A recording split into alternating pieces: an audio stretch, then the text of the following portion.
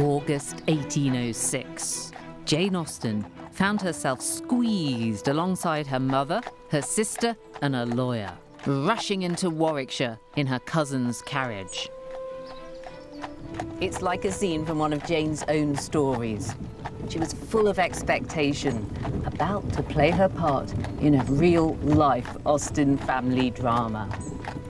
Jane's destination was the ancestral home of the Lee family. It was Stoneleigh Abbey. It's a story about money and inheritance and marriage, the very things at the core of Jane's novels. The Honourable Mary Lee, reclusive mistress of the house, had just died, unmarried and childless. Who was going to get the house and the cash? Jane's elderly cousin, one of the possible heirs, rushed over to stake his claim, bringing the Austens along for support. When Jane arrived here, she was 30 years old. She was unmarried and unpublished despite her best efforts. And she was homeless. She'd just been forced out of the city of Bath through lack of funds. She was really hoping that some of the riches of this place would come in her direction. She needed an inheritance. But for Jane, the aspiring novelist, Stoneleigh Abbey also promised bounty of another sort: inspiration. Fragments of the Abbey made their way into her books. In Pride and Prejudice, Elizabeth Bennet is shown around Pemberley by the housekeeper, just as Jane was shown around Stoneleigh. And Mansfield Park gained Stoneleigh Abbey's chapel. And the profusion of mahogany and the crimson velvet cushions appearing over the ledge of the family gallery above. In the end, Jane went away without an inheritance, but Stoneleigh Abbey left its legacy in her work.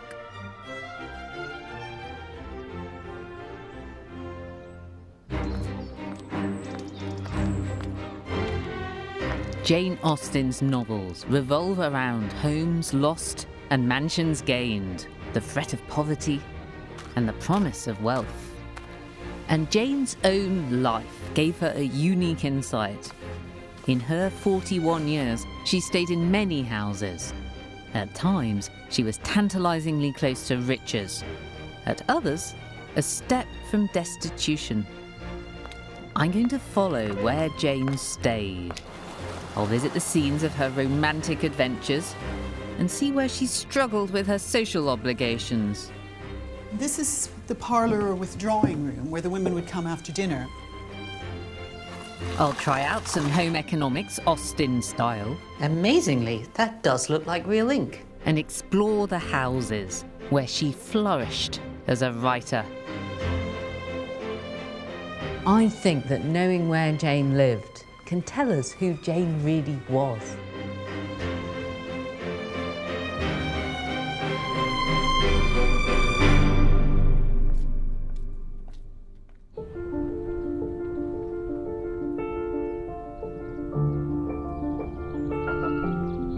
I'm travelling to where it all began for Jane, Hampshire. In 18th century England, your prospects for wealth and security were typically set from the moment of your birth.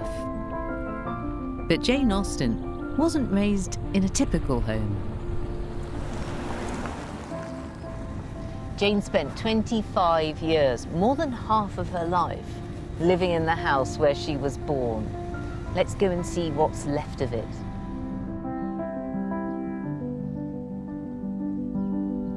Jane grew up in the sleepy village of Steventon, where her father was rector at the local church.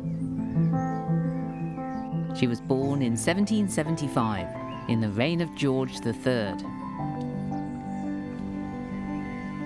The Austens were a bit unusual in that Jane's father was considered to be a gentleman, but the family still struggled on a limited income.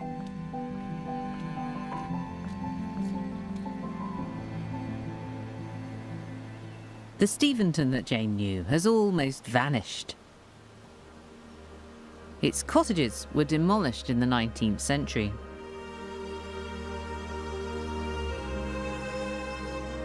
Jane's home, the rectory she shared with her parents, sister, and 6 brothers, has gone too.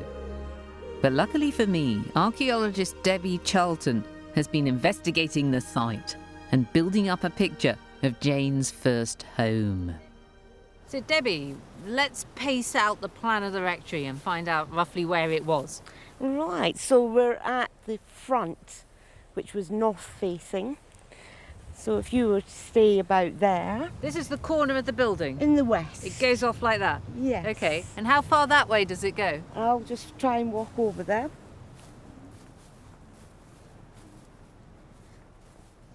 Hey, so that's the other corner. That is, yes. Where's the front door? Is it in the middle? It's in the middle. Meet you there. Okay then.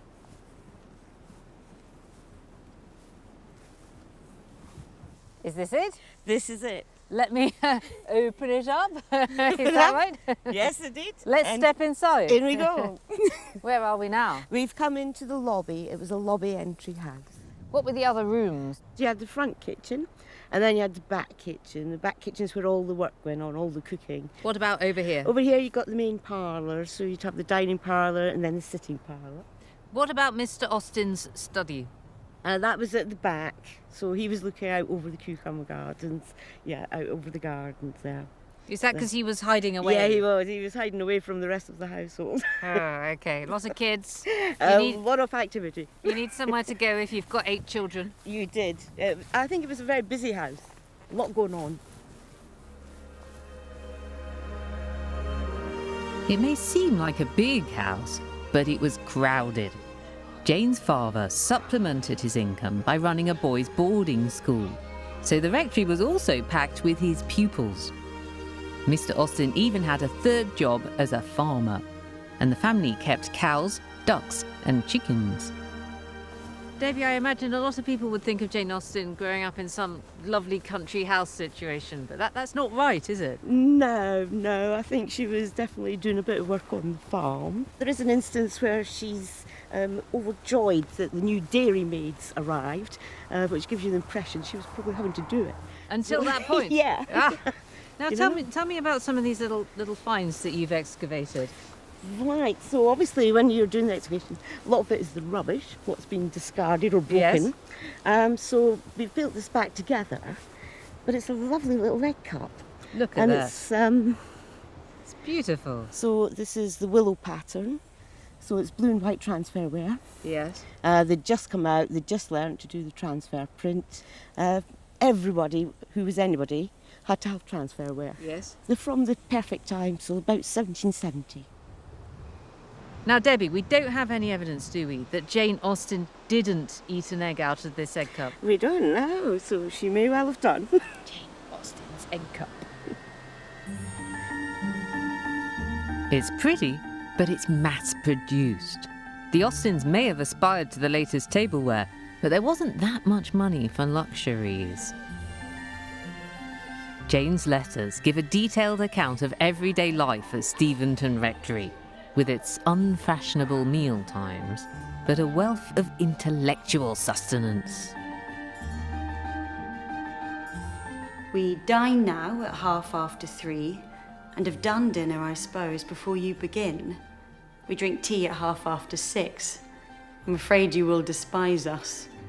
My father reads Cooper to us in the evenings, to which I listen when I can. Reading was a big part of life at Steventon, and Jane had free access to her father's library, which contained many works of fiction. I think that this room set Jane on her path as a writer. The books here inspired her. From the age of 11, she wrote plays, satires, poems, and novels. But how could her talent thrive in such a crowded house? Jane Austen's father realised that his daughter was becoming a serious writer. So he marked this by getting her, as a 19th birthday present, this expensive and beautiful mahogany writing desk. It hinges open like this so you can write on the slope of it. Now, for millions of Jane Austen lovers, this item is a holy relic, because under this flap she would have kept drafts of all of her novels.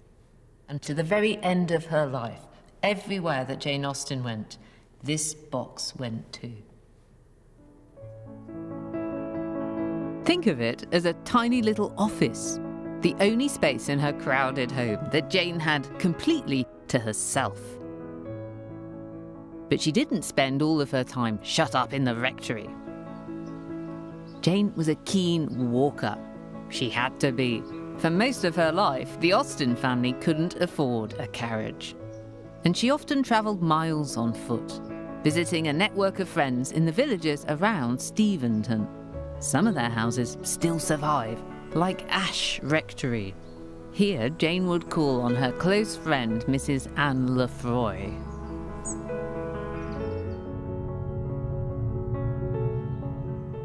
Music was a big part of these women's social lives. I'm meeting Professor Janice Brooks to learn about Jane Austen, the piano player. Was music something that girls did together? Yeah, there's lots of evidence that young women were communicating around and through music in the same way that we think about how teenagers today communicate through music, and by exchanging music, by swapping things around, by saying, hey, listen to this, this is my favorite right now. It sounds like we don't know exactly how proficient she was, but Jane Austen does strike me as somebody who really loves music. Would you agree? Yes, and I think it's important that if you look at the novels, in all of the novels, intelligent conversation is always about music and books. It's not just books, it's music and books. It's something that she sees as part of a kind of normal cultured education, something that people can talk about, something that is important. And she seems to, in later life, to have played every day for herself. It's a thread that weaves right through all of Jane's novels as well. There are always characters who play in every single novel. There's some very important scenes that happen while people are playing. With music came dancing, which Jane also loved. Many of her plots centre around the excitement of encounters at balls, and Jane felt that thrill herself. Dean House, newly built at the time, was the scene of one particularly eventful ball for Jane. She came here on the night of January the 8th, 1796. She'd just turned 20. And I've got the chance to see inside the very room where Jane danced. Now this might not be the big and glamorous ballroom that you were expecting, but it was possible to hold a ball in just an ordinary house. You'd push back the furniture and invite around the neighbours for a dance. This meant that when Jane went to balls, she wasn't always meeting new people. There were lots of familiar faces. But one night, in this very room, she did meet somebody new. He was a young law student called Tom Lefroy. He and Jane got on awfully well, and pretty soon they were flirting outrageously. Tom was the nephew of Jane's friend Mrs. Lefroy. Jane's letters to her sister Cassandra tell of encounters with Tom over the course of a series of balls. It all started so promisingly. You scold me so much in the nice long letter which I have this moment received from you that I'm almost afraid to tell you how my Irish friend and I behaved. Imagine to yourself everything most profligate and shocking in the way of dancing and sitting down together.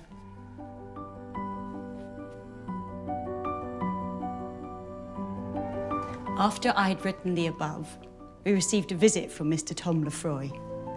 He has but one fault, which time will, I trust, entirely remove. It is that his morning coat is a great deal too light.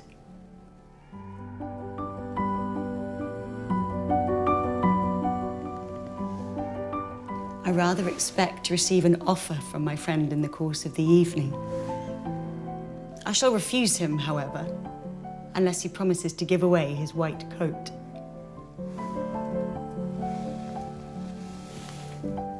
But Tom's family didn't approve. Their serious young lawyer was having way too much fun with Jane. At their final ball together, he didn't propose. Sometimes people at balls drank too much, even Jane Austen. One time she wrote about a hangover she had and the shaking of her hand the morning after. And there would be a rude awakening from her romance with Tom Lefroy. Tom was sent away from Hampshire.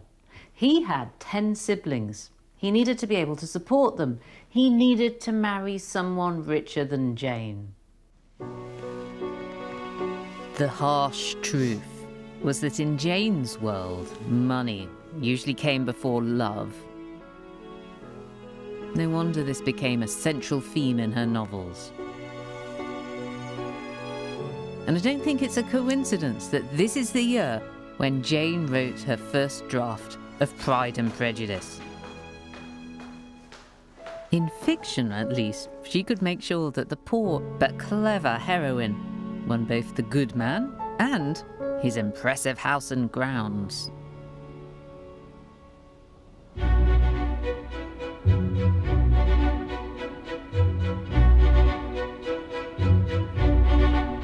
Poor Jane was dogged by worries about money and status, even when she visited members of her own family. I'm following Jane to Kent, to her brother Edward's house, where she sometimes stayed for months at a time. Now you might well wonder how Edward ended up with the vast Godmersham Park near Canterbury. Well, quite simply, Jane's parents gave Edward away. Adopted by the childless but wealthy Knight family, Edward enjoyed an income of £15,000 a year. Even Jane's fictional catch, Mr. Darcy, only had 10. Life at Godmersham gave Jane a window into a different world. I think it had a huge effect on her. Now, it's a college for opticians, but you can still feel its grandeur.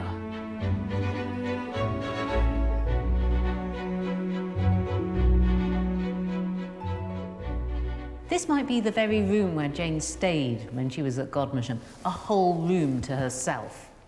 She liked staying here because of the luxury. She wrote that she was going to eat ice cream and drink French wine and be above vulgar economy.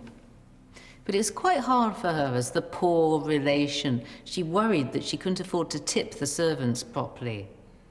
And Jane's relatives here at Godmersham were very different from her. They were hyper-social. They were into their outdoor pursuits. They thought Jane was clever, but a bit odd. I think it's telling that she made one very close friend here who wasn't a member of the family. It was the governess. Jane just wasn't in the same league as her fortunate brother, and even the visiting hairdresser seems to have noticed.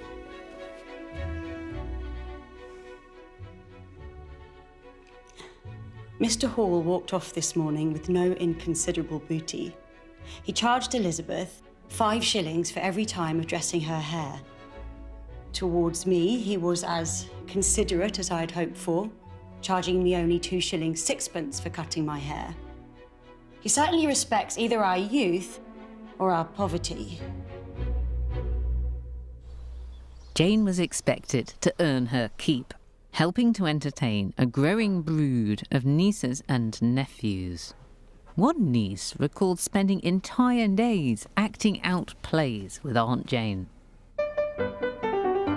Home theatricals were all the rage at the time, and Professor Judith Hawley is helping me to put on a play that Jane wrote herself as a child. Scene the first, a parlour.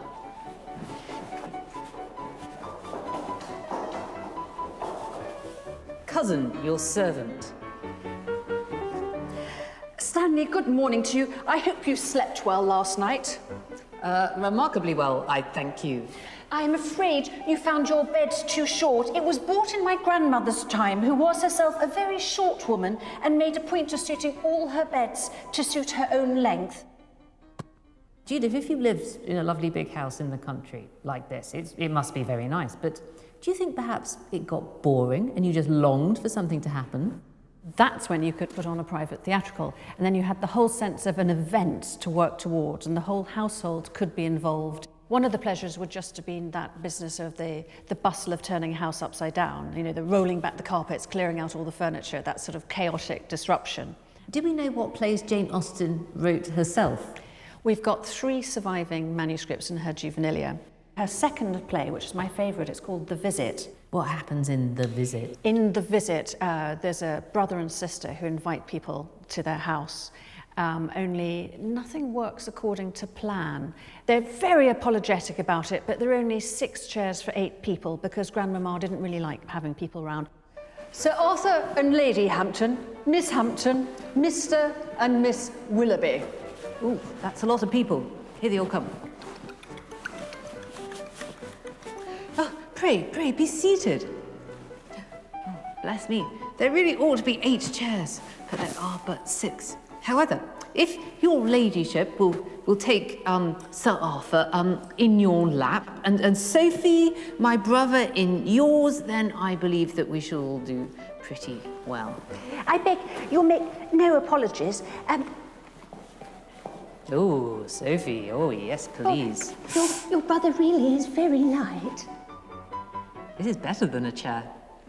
Now, if you've read Mansfield Park by Jane Austen, you might think that she doesn't approve of theatricals because they're a cover for flirtation and all sorts of inappropriate behaviour. Well, Fanny, who's the sort of the centre of the moral consciousness of the novel, certainly refuses to act. Fanny will not act. But it's simply not the case that Jane Austen herself disapproved of either play reading or theatre going or involving herself in private theatricals. She's absorbing things from her life and transforming them in artistic ways. In Mansfield Park, the amateur theatricals help to expose the conflicts and jealousies within a great house.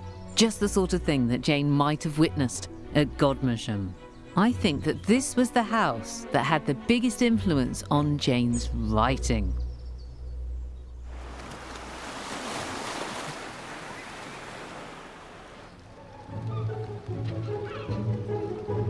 Some of Jane's other travels were rather more relaxing.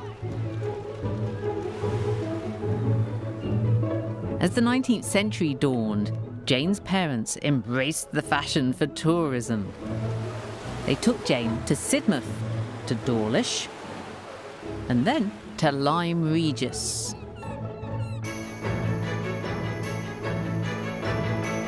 Jane couldn't swim, but she was dipped in the sea by a local woman called Molly.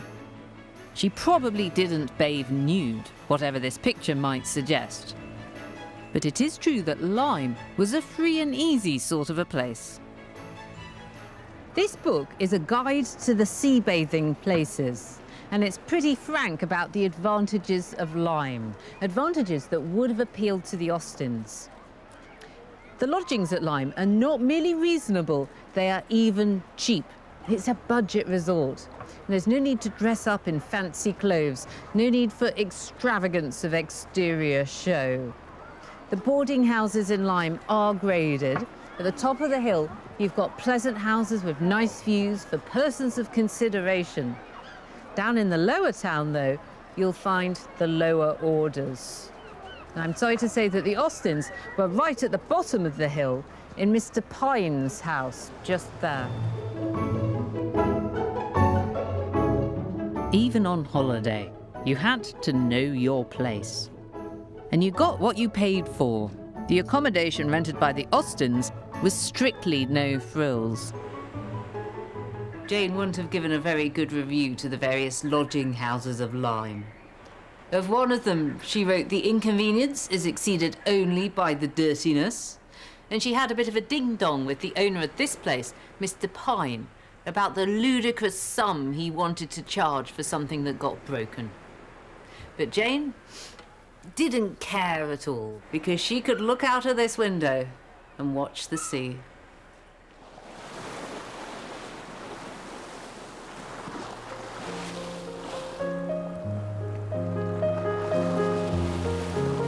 Jane thought that travel to the seaside was very delightful. A taste of the itinerant life she envied in the wives of sailors or soldiers. And there was a wildness here. Jane was most drawn to the sea wall called the Cobb. She once spent a whole hour walking along it. You're not allowed to walk up here when it's windy because the big waves come jumping up over the edge. And I think that for Jane, being at the seaside was all about cutting loose and letting go. She did have a holiday fling at the seaside, and her sister later said that this mysterious man had been the love of Jane's life. Jane saw the seaside as a place for passion, and Lyme became one of her most memorable literary settings. In Jane's novel, Persuasion, the high winds drive some ladies to come down from the upper Cobb to walk on the lower part. But one of them, Louisa, gets so excited by the wind and the waves that she wants to jump down to the bottom and into the arms of a dashing sea captain. She slips, she falls, she's lifeless on the ground. In this case, the exhilaration of the seaside has led to danger. Jane herself liked the idea of a leap into the unknown. That's what holidays were for.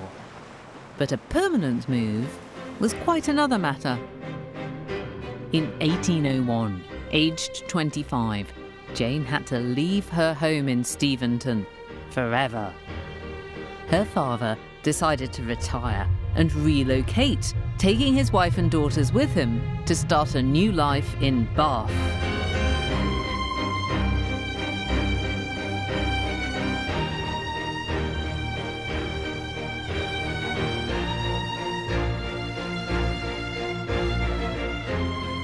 It's said that when Jane first heard she was moving here, she fainted. Bath was a flourishing spa town with an incredibly busy social scene. It was probably the last place that Jane would find peace and quiet to write. But she had no choice. She decided it was best just to get on with the move. Jane and her mother threw themselves into house hunting. This was their headquarters, the house where Jane's aunt and uncle lived. Jane's aunt wanted them to settle in this part of town, but it was no good. It was too noisy. There wasn't enough greenery, and Mr. Austen now had arthritis. He walked with a stick and couldn't manage the steep hills. Even more than in Lyme, where you lived in Bath reflected your status. There was a thriving rental market catering to wealthy visitors.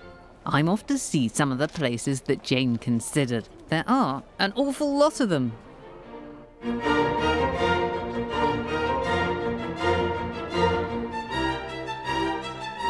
I went with my mother to help look at some houses in New King Street, towards which she felt some kind of inclination. They were smaller than I expected to find them. Quite monstrously little. Jane's mother kept setting her heart on the most unsuitable places. Above all others, her wishes are at present fixed on the corner house in Chapel Row, which opens into Princes Street. Her knowledge of it, however, is confined only to the outside. The houses in Green Park buildings were So very desirable in size and situation. but they were also very damp. The Austens looked at Charles Street, Seymour Street, Westgate Buildings, the streets off Laura Place, too expensive, Gay Street, too steep. At least Jane and her mother agreed on one place they absolutely would not live. She will do everything in her power to avoid Trim Street.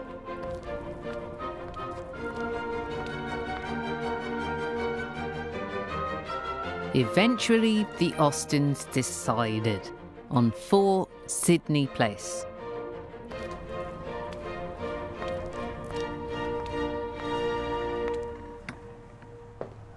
newly built and a flat walk from the centre, it had the right sort of neighbours. A baronet, a major general and a lady. And it was just about affordable at £150 a year. That's a quarter of Jane's father's income.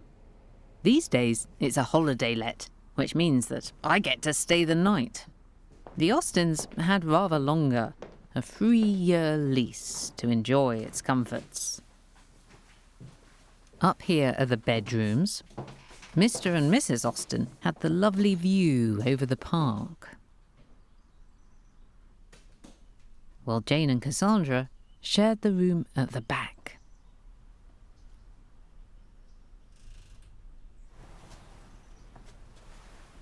This fantastic and utterly ginormous document contains the original deeds of 4 Sydney Place. Here's a beautiful elevation showing exactly how the builder should construct the house. And over here is the contract, which specifies that he's got to put in street lighting and running water. It's all terribly grand. But sitting here in Jane and Cassandra's bedroom, what strikes me is that your experience of a Georgian house like this really does depend on your position in society. The girls are tucked away upstairs in the back bedroom. And out of their window, what you can see today are the slightly rubbish backs of the houses behind. In fact, this document doesn't specify what the back of Sydney Place was to look like because nobody cared. Bath was all about the first impression.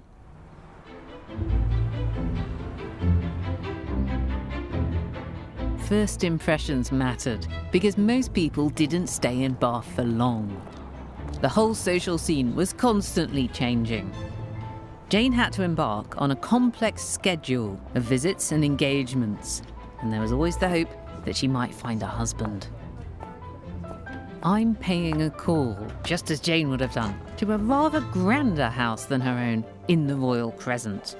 Professor Elaine Challis has left her card for me, so I'm now returning the visit. Good morning, Elaine. Hi, Lucy. Thank you for having me. Oh, you're very welcome. I'm paying you a morning call. What are the rules for that? You will come in and you'll find me in my morning drawing room. In this house, it happens to be on the ground floor, but often it's upstairs. If you're somebody that I don't know particularly well, or you're paying me a courtesy call, you may come in, stay 10, 15 minutes, maybe half an hour maximum, and go. If you're somebody that's intimate with me and we're good friends, we haven't seen each other for a while, we could then spend the rest of the morning together, basically gossiping and having chat over tea. And what would you do if you didn't want to see me? You can keep me out, can't you? Yeah, that's rather fun. You basically tell your servants that you're not in. So, Elaine, the morning's over. What's next in the Bath schedule? Once you've changed and you're ready to go out, then you'll go out and you'll maybe go out for your walk. You might go shopping. You come home and you're going to change again, of course. And you'll get ready for dinner. And that wouldn't take place in this room. That would actually take place on the other side. And it was really important that you had a good dining room, because a dining room is one of the places where people get together over food and drink. It's more intimate than the morning visits. That is a fantastic display, isn't it? It is. Lovely dinner. Yeah, and it's a wonderful place to show off your best china, to show off the skills of your cook. After dinner, the guests moved upstairs for tea, where they were often joined by second-tier visitors. That's people like the Austins. This is the parlour or withdrawing room where the women would come after dinner, and things would be set out already for tea, as they are here.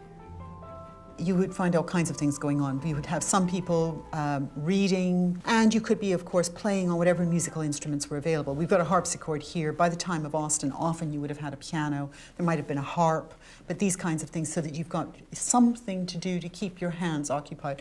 Did Jane enjoy these tea drinking sessions? Some of them she did. Some of them she enjoyed because she liked the people. But there were certainly some events that she found desperately difficult in terms of being really, really boring. I loved the time when she says nothing much is happening. So the entertainment is a reading from a pamphlet about smallpox. Yeah, that kind of thing can happen. I think smallpox tells you it was a really slow evening. The subtext to all this social life is husband hunting, isn't it? How did that go for Jane? What sort of a catch was she? Not a great catch, actually. She wouldn't have had a huge amount of money to bring with her. She's a vicar's daughter. She's not superbly beautiful. She does have a GSOH, a good sense of humour. Well, she does have that, but that's actually double-edged, because having a witty woman who could sort of take the mick out of the men isn't necessarily going to win you a lot of plaudits with some men, for sure. It will put them off. Jane may not have been to the liking of the Bath bachelors, but while she was living here, she did receive a proposal from a highly eligible country gentleman.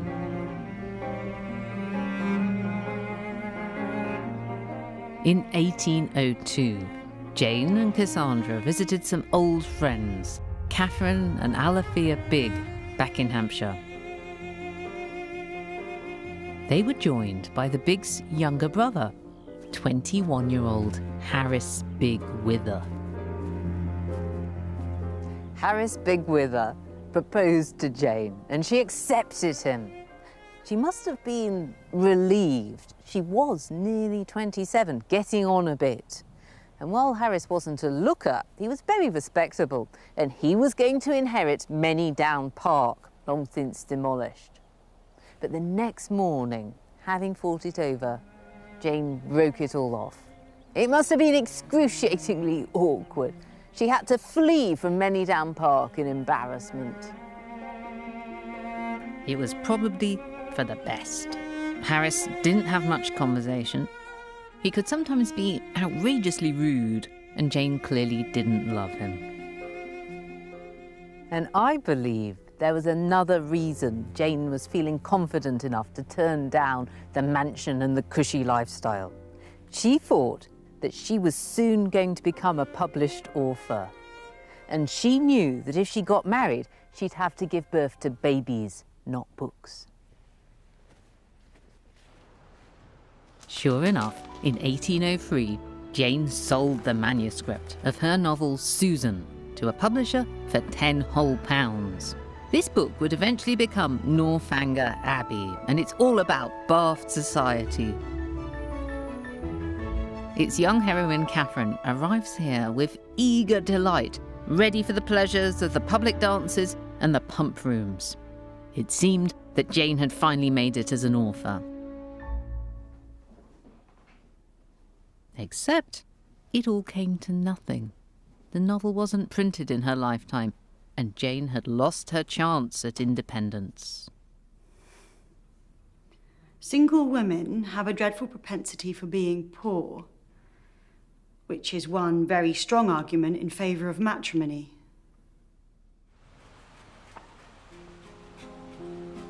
It was the start of a difficult time.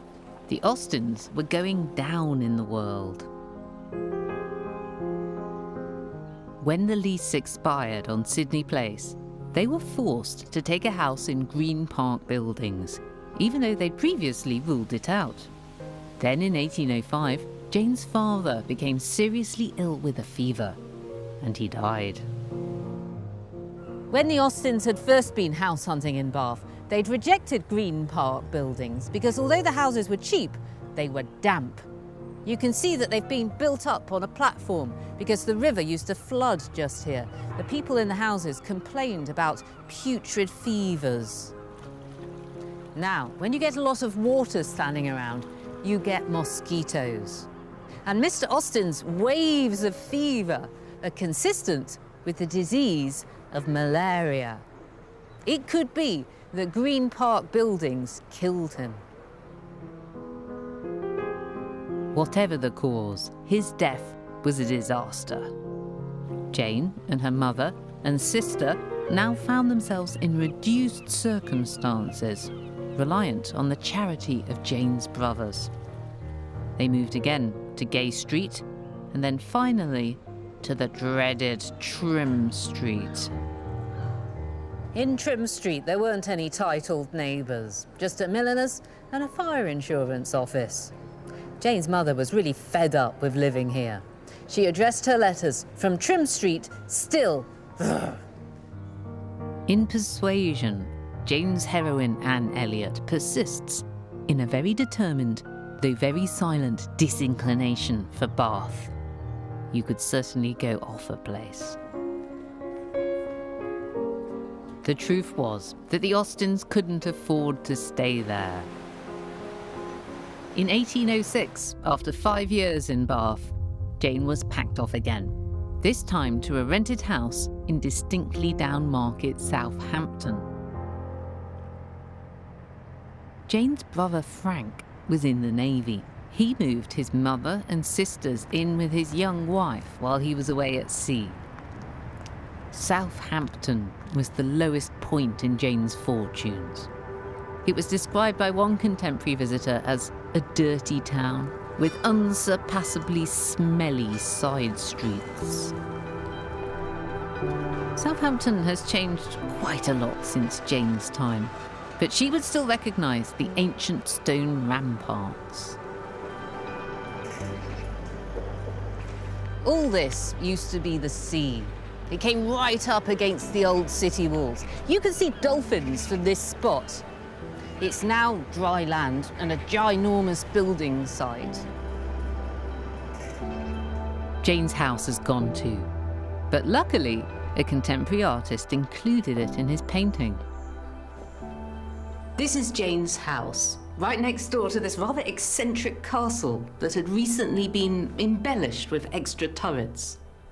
I think that the Austen ladies chose this house because it had a lovely garden. They were missing greenery. And you can see the garden's trees poking up over the old city walls. And despite the size, it soon got full up. There was Jane, her sister, their mother, their friend Martha, their sister-in-law Mary. Add in 3 or 4 servants, and you have a household of 8 or 9 women. It was cramped. The castle's been replaced by a tower block, and Jane's garden by a pub. Time for a pint. Jane had to spend her money very carefully because it was all gifted to her. Earning money was inappropriate for a gentlewoman. Jane's actual accounts from 1807 survive. Her mother and brother covered food and rent, but everything else was down to her. This is Jane's discretionary expenditure, and she's feeling very flush because she's just received a legacy from a little old lady that she met and got to know in Bath. This is payback time for all of that hard socialising. So what she spent it on? On getting her clothes washed, on letters and parcels, that's very characteristic. And there are treats here too, because she's feeling rich. She's hired a piano for £2. She gives away a quarter of her money in tips to servants, in charity, and in presents. Someone else had given her this money. Now she was giving it to people who were even more in need. It's a very feminine form of economics, and it's a very precarious way of living. Jane had no income, except from family and friends. She didn't have time or space to write. Stuck in Southampton in her mid-30s, she had no prospects at all. But then along came another chance to move. Jane's brother Edward, the rich adopted one who lived in Kent, also had a little bolt hole in Hampshire. Chawton House, a glorious Elizabethan manor. When Edward's wife died, his thoughts turned to his home county and to his mother and sisters. Why not move them all back to be near him? So in 1809, Jane found herself heading again for a prime property, but Edward wasn't quite as generous as he might have been. Jane wasn't moving here, but to the former bailiff's house down the street. Chawton Cottage was on a main road. In fact, passing stagecoach passengers could see right in through the windows. But at least it was an end to all the uncertainty.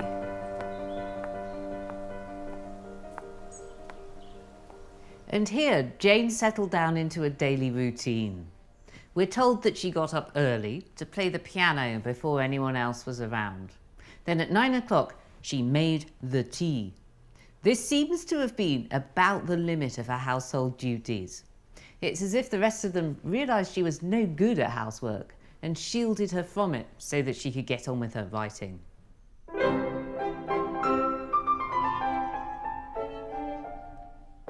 Jane now worked hard, rewriting the novels she'd started years earlier at Steventon. And in 1811, she finally had a book published, Sense and Sensibility. It's the story of sisters who are forced to leave their spacious home and move to a modest cottage in the country, one with dark, narrow stairs and a kitchen that smokes. The book made Jane a respectable £140, enough to cover her expenses for 3 years. She sold the rights to Pride and Prejudice for a similar amount. But when it came out in 1813, it was a huge bestseller. It made Jane's publisher more than 3 times what he'd paid her. Jane still lived frugally at Chawton Cottage with her sister, mother, and friend Martha. This is a collection of recipes put together by the Austen ladies with their friend Martha Lloyd. They're not very ambitious in their cooking plans. The first recipe is for pea soup, and they're thrifty. If you turn to the back of the book, we've got recipes for household products. Here's one for a cure for a swelled neck, and here's one that seems particularly appropriate, a recipe to make ink. I'm going to have a go at that one, but possibly not while I'm holding a priceless historical artifact. First you take galls. These are little nodules that are produced when an insect lays its egg in an oak tree.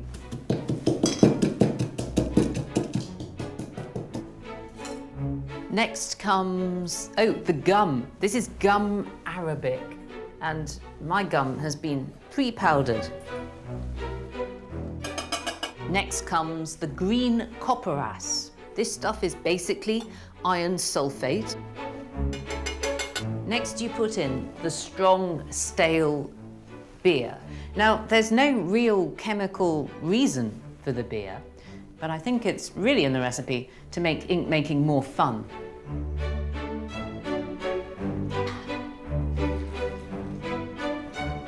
You add some sugar and stir. Then you stand the ink in a chimney corner for 14 days and you shake it 2 or 3 times a day. 14 days. Unfortunately, I don't think we have one that we made earlier.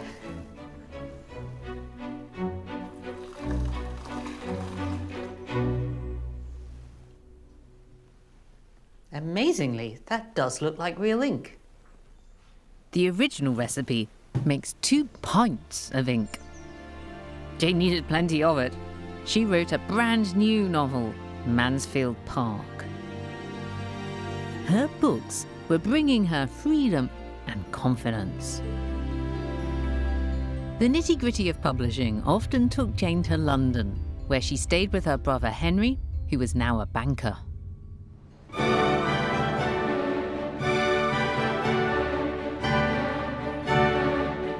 Henry had been working his way up the London property ladder, and by 1814 he owned a fancy bachelor pad in Hans Place, Knightsbridge, now replaced by mansion flats.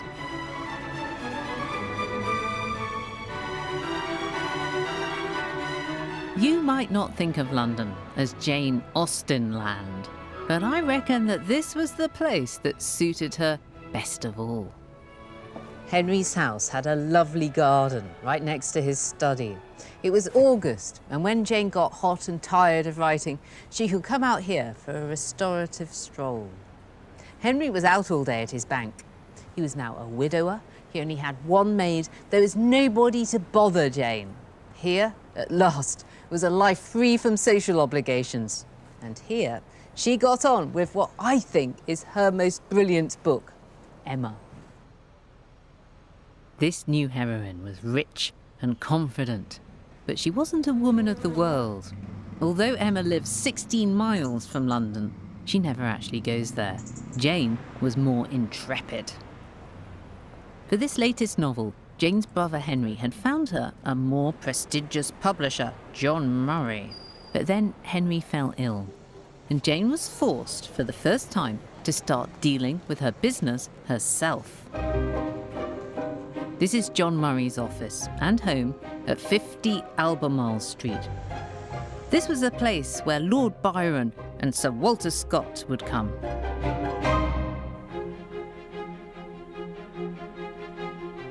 I can imagine Jane sitting impatiently in this waiting room before being sent upstairs to John Murray's famous drawing room. Murray had offered to publish Emma, but he wanted the copyright of both Mansfield Park and Sense and Sensibility thrown in too. Jane thought that Murray was offering her a bad deal. She decided to seize control of her affairs at last.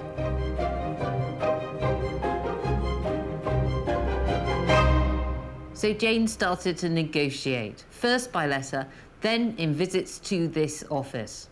It was hard work. She wrote that John Murray was a rogue, if a very civil one, and he offered her £450. Now, Jane had been stung before by this selling the copyright thing. That's how she'd published Pride and Prejudice. And when it sold much better than expected, it meant that the publisher kept all the cash.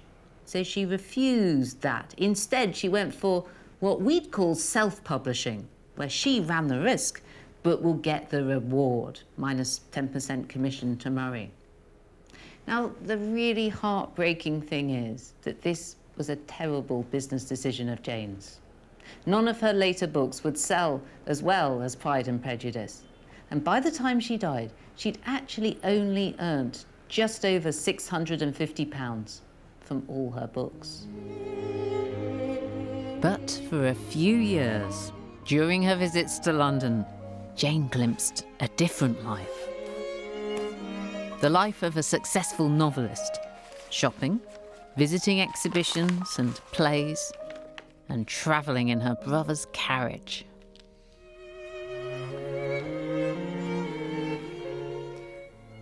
The driving about, the carriage being open, was very pleasant. I liked my solitary elegance very much and was ready to laugh all the time at my being where I was. I could not but feel that I had naturally small right to be parading around London in a barouche. Jane was no longer dependent to be passed about from one place to another like a parcel. She was an author. She could go where she liked.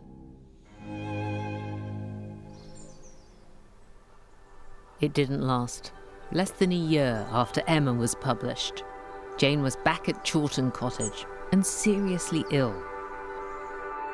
She was suffering from aches and pains, from fevers and bilious attacks.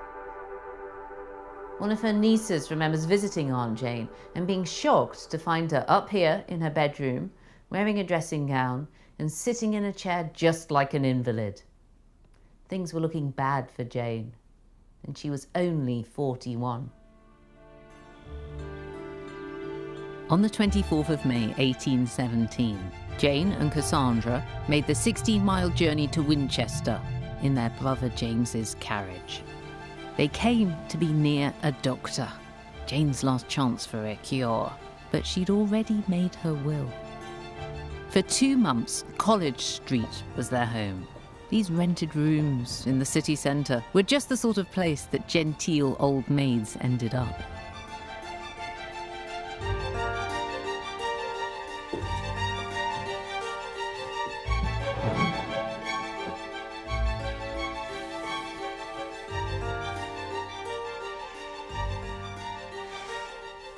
My attendant is encouraging and talks of making me quite well. I live chiefly on the sofa, but I'm allowed to walk from one room to the other. I've been out once in the sedan chair, and am to repeat it, and be promoted to a wheelchair as the weather serves.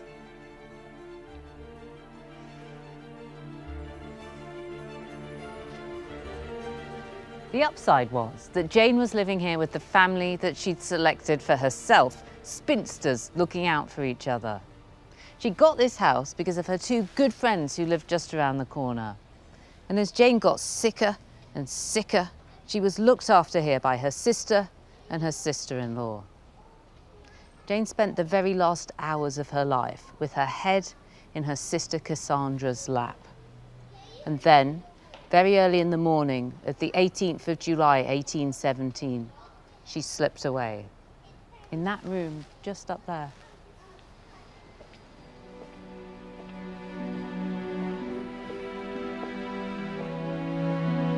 Six days later, Jane's body was borne along College Street. Cassandra wrote, "I watched the little mournful procession the length of the street,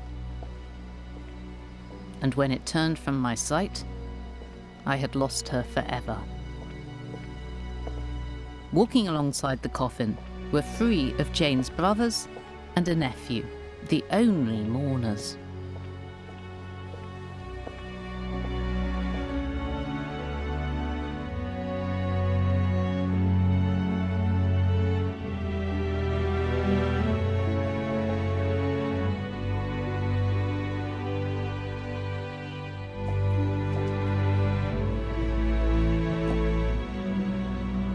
Jane was brought here to Winchester Cathedral and placed in a vault on the north aisle. It was a prime location at last. A black marble gravestone was laid over her.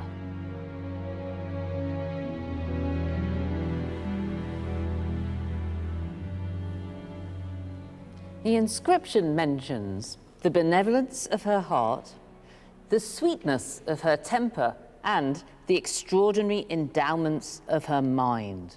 That's as close as it gets to mentioning her novels. When Jane died, she was just a youngish, unknown, frail woman. Her name wasn't even printed in her books.